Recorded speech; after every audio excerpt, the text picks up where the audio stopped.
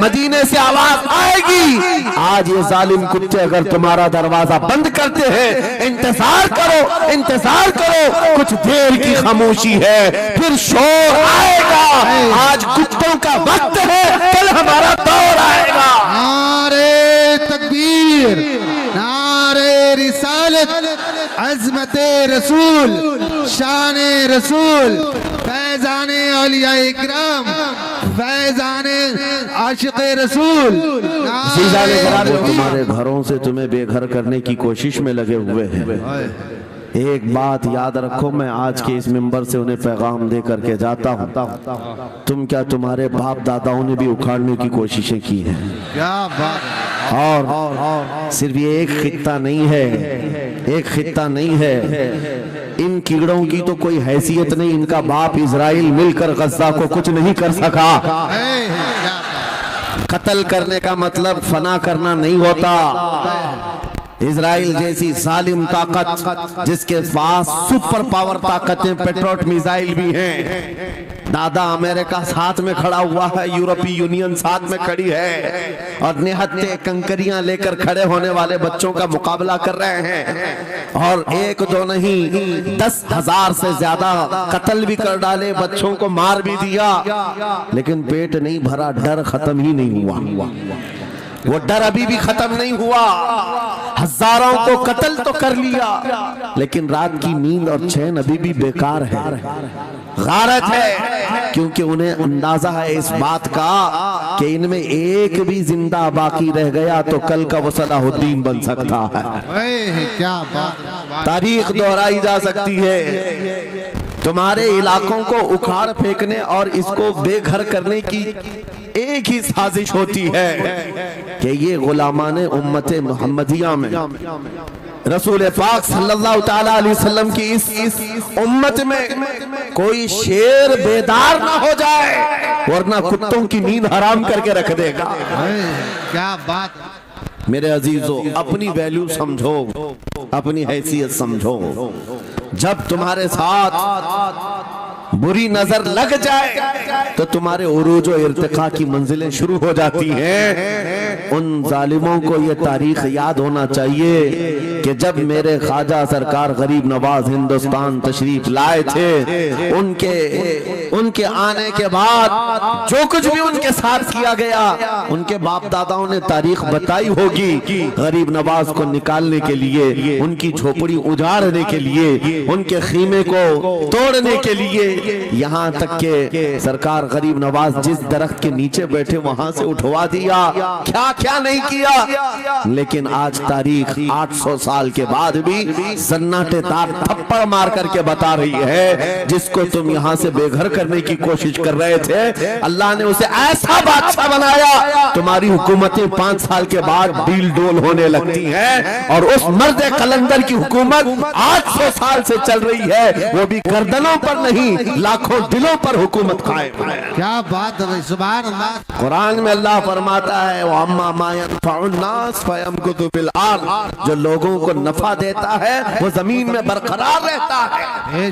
قرآن کی آیت پڑھ کر کے میں تمہیں حوصلہ دیتا ہوں، تمہیں یہ حوصلہ دیتا ہوں۔ اللہ نے قرآن میں فرمایا اِنَّ أَرْضِي وَاسِعَةٌ، میری زمین بہت کشادہ ہے، میری زمین بہت کشادہ ہے۔ رب تعالیٰ فرماتا ہے وَلَقَدْ كَتَبْنَا فِي الزَّبُورِ مِن بَعْدِ الذِّكْرِ أَنَّ الْأَرْضَ يَرِثُهَا عِبَادِيَ الصَّالِحُونَ، ہم نے زبور میں یہ لکھ دیا ہے کہ ہم اس زمین کا وارث نیک بندوں کو بنائیں گے۔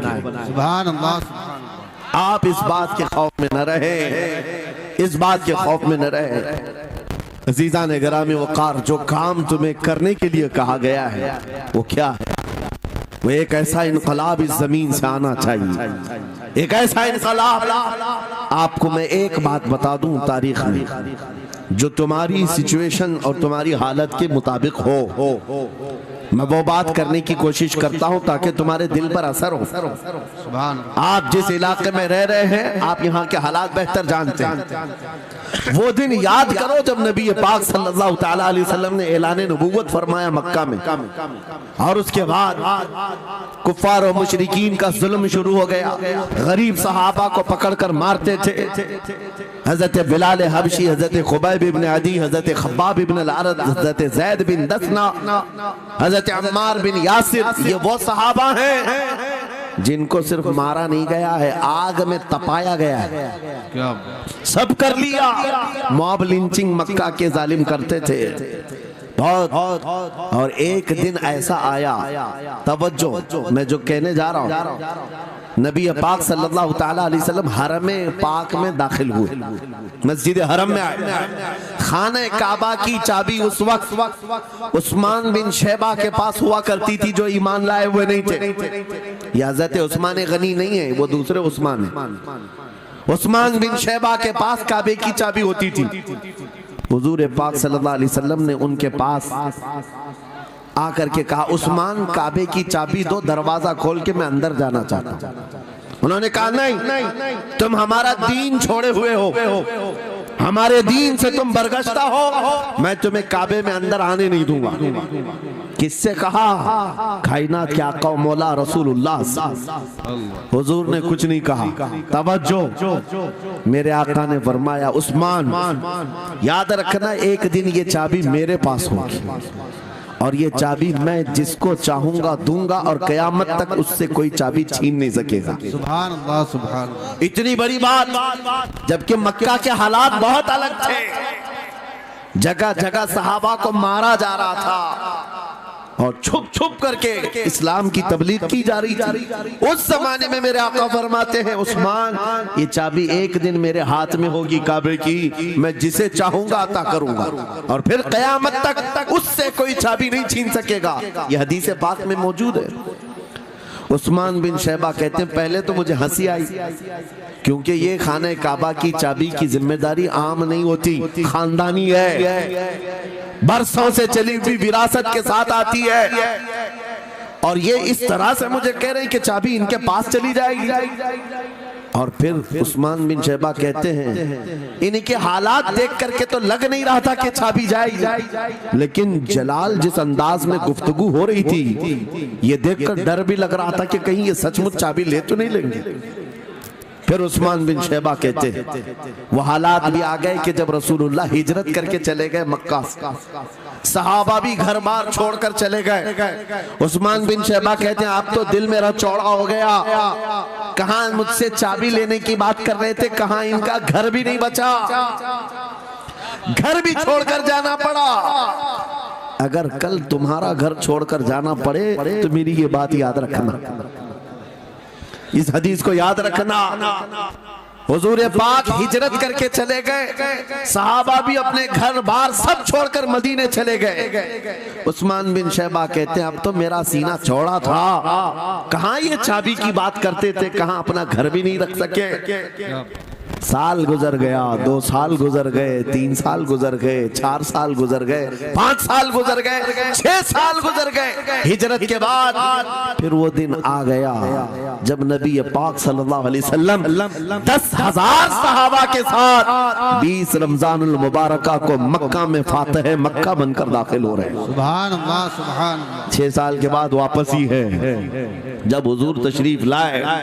مکہ کی گلیوں میں اب مقابلہ کرنے کی کسی کی ہمت نہیں تھی، طاقت نہیں تھی۔ حضور پاک جیسی حرم مکہ میں داخل ہوتے ہیں، سارے ادھر ادھر چھپ کر کے بھاگ رہے تھے جنہوں نے ظلم کیا تھا اپنے دور میں، کوئی اس کے گھر بھاگ رہا ہے، کوئی اس کے گھر بھاگ رہا ہے۔ وہ دن آئے گا، یاد رکھو، وہ دن یاد رکھنا۔ کفار مکہ بھاگ رہے تھے، جان بچا رہے تھے، اور میرے آقا کعبے کے پاس کھڑے ہو کر کے اعلان کر رہے تھے آج تمہاری جان بخش دی گئی ہے، آج تمہارے لیے رحمت کا دن ہے، ہم آج کسی کے ساتھ مقابلہ نہیں کریں۔ حضور اپنی رحمت کے خیرات بانٹ رہے ہیں۔ پھر آپ سنو، 10,000 صحابہ کے ساتھ جب مکہ مکرمہ میں میرے آقا داخل ہوئے، اب خانہ کعبہ کھولنے کی بات تھی۔ چابی کس کے پاس ہے؟ عثمان بن شیبہ کے پاس۔ بلایا رسول اللہ نے، کہاں ہے عثمان بن شیبہ؟ آئے، سر جھکائے ہوئے آئے، ایمان لائے ہوئے نہیں تھے۔ کہا لاؤ چابی، چابی دے دیا حضور کے ہاتھ میں۔ کہا اے عثمان کیا میں نے یہ بات نہیں کہی تھی ایک دن یہ چابی میرے ہاتھ میں آئے گی؟ وہ سر نہیں اٹھا سکے۔ سر جھکائے کھڑے رہے. میرے آقا نے اپنے ہاتھوں سے چابی کھولا, خانہ کعبہ کا دروازہ کھولا, اور وہاں سے سارے شرک و کفر کی آلائشوں کو پاک کیا. پھر اس کے بعد چابی بند کر کے اب سنو, میرے آقا باہر آئے اور فرمایا آج میں یہ چابی ایسے آدمی کے ہاتھ میں دوں گا جس سے قیامت تک کوئی چھین نہیں سکے. کیا بات ہے, سبحان کتنا بڑا فرمان ہے میرے آقا کا. سبحان. حضور نے جب یہ فرمایا تو جو بڑے بڑے صحابہ تھے ان کے دلوں میں خواہش تھی کاش چابی ہمیں مل جائے, ہمارے خاندان میں چلتی رہے. وہاں صدیق اکبر بھی ہیں, فاروق اعظم بھی ہیں, عثمان ابن عفان بھی ہیں, حیدر کرار بھی ہیں, رضوان اللہ علیہ مجمعین. سب صحابہ کے دل میں خواہش تھی یہ چابی ہمیں مل جائے. میرے آقا صلی اللہ علیہ وسلم نے سب کی طرف دیکھا اور پھر آیت پڑھی ان اللہ یأمرکم ان تؤدوا الامانات الی اہلھا, بے شک اللہ تمہیں حکم دیتا ہے امانت اس کے اہل کے سپرد کر دو. یہ آیت پڑھ کر کے میرے آقا پھر انہی شخص کو بلاتے ہیں جن کے پاس پہلے سے چابی تھی, عثمان بن شیبہ, قریب آؤ قریب آؤ. وہ کہتے ہیں میری تو حالت غیر تھی, آج تو میں مجرم بن کر کے آیا تھا, قیدی بن کر کے آیا تھا, مجھے تو آج مارا جانا تھا, ایمان لائے ہوئے نہیں تھے. حضور نے کہا یہ چابی واپس میں تم کو ہی دیتا ہوں اور صبح قیامت تک یہ تمہارے خاندان میں رہے گی. سبحان اللہ. اتنا کہنا تھا, عثمان بن شیبہ نے پکار کر کہا لا الہ الا اللہ محمد رسول اللہ. کیا بات ہے, سبحان. میرے عزیزو آج بھی جا کر دیکھ لینا, دسیوں بادشاہ آئے ہوں گے, سینکڑوں حکومتیں بدل گئی ہوں گی, خانہ کعبہ کی چابی آج بھی عثمان بن شیبہ کے خاندان میں ہی موجود ہے. وہ صحابی رسول. میں یہ حدیث اس لیے آپ کے سامنے عرض کیا, تم اس رسول کے امتی ہو, اس رسول کے امتی ہو جنہیں ایک بار للکار کر کے چیلنج کر دیا گیا تھا کہ کعبہ کی چابی نہیں دیں گے. میرے آقا صلی اللہ علیہ وسلم نے اپنے جلال و جمال کے سنگم کے ساتھ اعلان فرمایا تھا یہ چابی میرے ہاتھ میں ہوگی. آج اس حبیب کائنات رسول کائنات صلی اللہ علیہ وسلم کی امت کو میں یہ حدیث سنا کر کے عرض کر رہا ہوں, حالات اگر مکہ جیسے آ گئے تو نروس مت ہو جانا, ہمارا گھر لٹ جائے گا, ہماری چابیاں چلی جائیں گی, ہمارے کواڑ دروازے بند ہو جائیں گے. اس نبی کو یاد کرنا, آقا آپ کا امتی اگر بے گھر کیا جا رہا ہے, آپ کی طرف سے مدد آ جائے, اور آئے گی, میرا یقین ہے مدینے سے آواز آئے گی. آج یہ ظالم کتے اگر تمہارا دروازہ بند کرتے ہیں, انتظار کرو, انتظار کرو, کچھ دیر کی خاموشی ہے, پھر شور آئے گا. آج کتوں کا وقت ہے, کل ہمارا دور آئے گا. نعرے تکبیر, نعرے رسالت, عظمت رسول, شان رسول, فیضان اولیاء اکرام, فیضان عاشق رسول. بات صرف اتنی ہے کہ ہم چھوٹی چھوٹی تکلیفوں سے بلبلا اٹھتے ہیں اور ہم صبر کی طرف نہیں دیکھتے ہیں. ہمیں حالات آج ہلا دیے جائیں گے, جھنجھوڑ دیے جائیں گے. قرآن پاک میں رب تعالیٰ فرماتا ہے ام حسبتم ان تدخلوا الجنہ ولما یأتکم مثل الذین خلوا من قبلکم مستهم البأساء والضراء وزلزلوا حتى يقول الرسول والذین آمنوا معه متى نصر اللہ الا ان نصر اللہ قریب. میرا رب فرماتا ہے کیا تم یہ سوچ کر بیٹھے ہو کہ ایسی ہی جنت میں داخل ہو جاؤ گے اور پہلے والوں کو جس طرح تکلیفیں آئیں تمہیں نہیں آئیں گی؟ ان کو ہلا دیا گیا تھا, یہاں تک کہ رسول نے بھی اور ان کے ساتھ ایمان والوں نے بھی یہ کہہ دیا, یہ کہنے لگ گئے اللہ کی مدد کب آئے گی؟ آگاہ ہو جاؤ, اللہ کی مدد بہت قریب ہے. قرآن کی آیت ہے. تم اگر یہ گمان کر کے بیٹھے ہو کہ یوں ہی جنت میں چلے جائیں, ہاں یوں ہی ہم ساری منزلیں طے کر لیں گے, جس کا جتنا ایمان ہوگا اتنا وہ آزمایا جائے گا, اتنے امتحانات سے گزارا جائے گا. آج اے نوجوانوں تمہارے امتحان کا وقت قریب آنے والا ہے. تمہیں کیا کرنا چاہیے؟ کیا کرنا چاہیے؟ امتحان دینے کے لیے تیار رہنا چاہیے, ورنہ ہواؤں کی کیڑے مت بننا. آج ہوا ان کی چل رہی ہے تو ان کی جے جے کریں گے, کل ان کی چل رہی ہے ان کی جے جے کریں گے. ایمان والوں کی یہ معیار نہیں ہے. جو ایمان والا ہے وہ ہر آندھی میں ڈٹا رہتا ہے، جمع رہتا ہے۔ خالد بن ولید کو یاد کرو، ایک لشکر لے کر کے وہ ایک علاقے میں گئے تھے۔ توجہ ہے نوجوانوں، ہاں میں دیکھ رہا ہوں بہت سارے کھڑے ہوئے ہیں اور بیٹھے ہوئے بھی ہیں، جو جیسا ہے وہیں جمع رہے، کیونکہ یہ محفل رسول ہے، محفل رسول ہے۔ ظاہر سی بات ہے کھڑے ہونے والے وہ بھی اتنا ثواب حاصل کریں گے بیٹھے ہوئے، لیکن قرآن کہتا ہے لا یستوی القاعدون، یعنی بیٹھے ہوئے لوگ کھڑے ہوئے لوگوں کے برابر نہیں ہوتے۔ خیر بات یہ ہے کہ آپ اپنا ذہن اس طرف رکھیں، خالد بن ولید اس عظیم مجاہد کی بات کر رہا ہوں رضی اللہ تعالی عنہ، ایک لشکر لے کر، نوجوانوں کا لشکر تھا، ایک عیسائی قلعے کا محاصرہ کر لیا، اور قلعے کا محاصرہ کرنے کے بعد اندر سخت لوگ تھے، مقابلہ کر رہے تھے، لیکن قلعہ فتح نہیں۔ اب اندر والوں نے یہ مشورہ کر لیا، جو بڑا راہب تھا، پادری تھا، کہا یہ خالد بن ولید ہے، اس سے لڑنا آسان نہیں ہے، یہ جہاں جاتا ہے فتح کے جھنڈے گاڑ کر آتا ہے۔ اس نے جو گرو گھنٹال تھا سب کو جمع کیا اور کہا میں ایک طریقہ ڈھونڈا ہوں، اس کے ذریعے سے ان کے اوپر ہم کامیابی حاصل کر لیں گے۔ سب نے کہا ہم اتفاق کرتے ہیں۔ کہا کیا طریقہ ہے؟ گرو نے کہا، پادری نے کہا یہ بیٹھائے یہ سب چیزیں محفل رسول کے آداب نہیں، جو لوگ بیٹھا رہے ہیں، میں کہہ رہا ہوں جو جہاں ہے جس حالت میں کھڑے رہیں گے انشاءاللہ۔ آپ اگر کھڑے ہونے میں دقت محسوس کر رہے ہیں میں بھی کھڑا ہوتا ہوں انشاءاللہ، ٹھیک ہے؟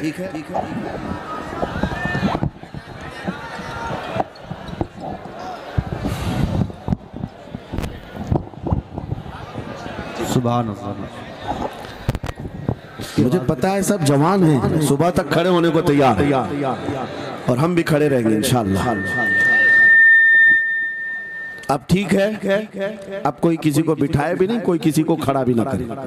درود پاک پڑھ لیجئے ایک بار، اللہم صلی علی اللہم صلی علی سیدنا محمد وآلہ وآصحابہ وبارک وسلم۔ مجھے پتا ہے صلی اللہ علیہ وسلم، مفتی صاحب میں یہ آپ کو بتا دوں، ہر جلسے میں یہ حال ہم دیکھتے ہیں۔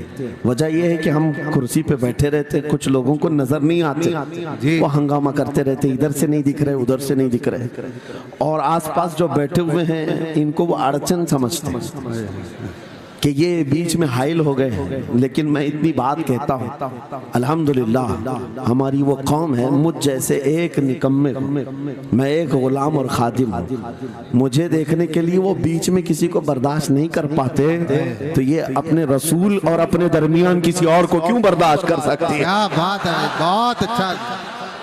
ہم غلاموں کے لیے ان کے جذبات ہیں تو رسول کے لیے جذبات اور ہیں۔ الحمدللہ وہ عشق ابھی سلامت ہے، اسی لیے تو ہم گھوم رہے ہیں۔ اگر مرے ہوتے تو مردوں کو کون خطاب کرتا؟ زندگی ابھی باقی ہے اور ہمیں امید بھی باقی ہے، امید باقی ہے۔ خرافات آ گئی ہیں مجھے پتا ہے، غلط کام بہت آ گئے ہمارے محلے میں، مجھے صبح سے بتایا گیا بہت سارے، یہ ایک محلے کا المیہ نہیں ہے، ہم جہاں جا رہے ہیں شہروں کے شہر نشے میں تباہ ہیں، برباد ہیں، لیکن ساتھ میں مجھے اس بات کا یقین ہے حضور کی یہ امت گنہگار تو ہو گئی ہے لیکن غدار نہیں ہے۔ کیا بات ہے، حضور کی غدار نہیں ہے۔ آج بھی اگر ان سے کہہ دو، چاہے وہ کسی بھی طرح کا عمل رکھتا ہو، حضور کی عزت کی بات آئی تو اپنی گردن لے کر حاضر ہونے کو تیار سبحان اللہ ہے یا نہیں میری اس بات پر؟